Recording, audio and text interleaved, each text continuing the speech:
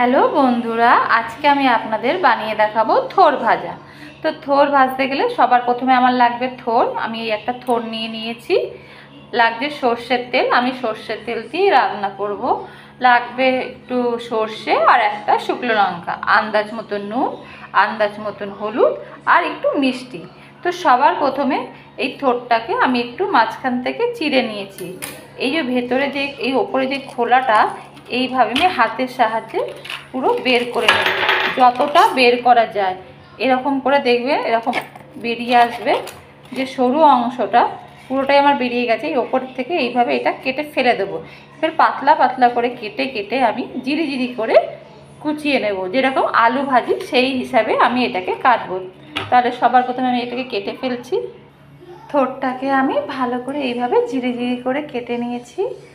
এইদিকে কড়াইতে একটু জল দিয়েছি আর একটু নুন দিয়ে দেবো। এই থোরটা আমি একটু ভাপিয়ে নেব। তাহলে কি হবে, আমার থোরটা একটু নরম হয়ে যাবে আর রান্নাটাও খুব তাড়াতাড়ি হয়ে যাবে। থোরগুলোকে ভাপিয়ে একটা ঝুড়ির মধ্যে ভালো করে ছেঁকে নিয়েছি। এইবার আমি এই থোরগুলোকে একটু হাত দিয়ে একটু চটকে নেব, যাতে জলগুলো যেটা রয়েছে সেই জলগুলো একদম পড়ে যাবে, জল একদম থাকবে না। এইদিকে আমি একটা কড়াই বসিয়ে দিয়েছি। এখানে অল্প করে আমি একটু সর্ষের তেল দিয়ে দেব।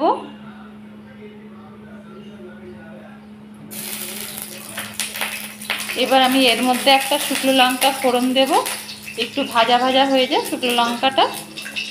শুকনো লঙ্কাটা ভাজা ভাজা হয়ে গেছে। এর মধ্যে আমি একটুখানি সর্ষে ফোড়ন দিয়ে দিচ্ছি। আপনারা আন্দাজ মতন দেখে দেবেন। একটু নেড়ে দিলাম, ভাজা ভাজা হয়ে গেছে। এইবার আমি যে থোরটা ভালো করে চিপে তুলে নিয়েছি, জল ছেঁকে নিয়েছি, এবার এই থোরটা আমি এর মধ্যে দিয়ে দেবো। দিয়ে আমি এটাকে ভালো করে শুধু নাড়বো, ভাজা ভাজা করব। এবার আমি এর মধ্যে দিয়ে দেবো হচ্ছে একটু হলুদ, একটু নুন, কারণ নুনটা কিন্তু আমি আগেও দিয়েছি। নুনটা আপনারা বুঝে আন্দাজ মতন দেবেন। আমি একটু হলুদ দিয়ে দিলাম আর একটু সামান্য নুন দিয়ে দিচ্ছি। দিয়ে এবার আমি এটাকে ভালো করে ভাজা ভাজা করব। দেখুন থোরটা কিন্তু আমার ভালো করে ভাজা ভাজা হয়ে গেছে। এইবার আমি এখানে আন্দাজ মতন একটু মিষ্টি দিয়ে দেবো। যে যতটা মিষ্টি দিতে চান দিয়ে দেবেন। আমি এখানে ছোটো চামচের 1 চামচ মিষ্টি দিলাম আর একটু ভালো করে নাড়াচাড়া করেই আমি কিন্তু নামিয়ে ফেলছি। দেখুন তাহলে আমার থোর ভাজা কিন্তু একদম রেডি। শুকনো শুকনো ভাতের সাথে কিন্তু এই থোর ভাজা খেতে কিন্তু খুব ভালো লাগে।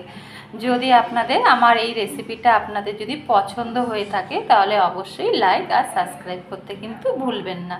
তাহলে আজকে এই পর্যন্তই।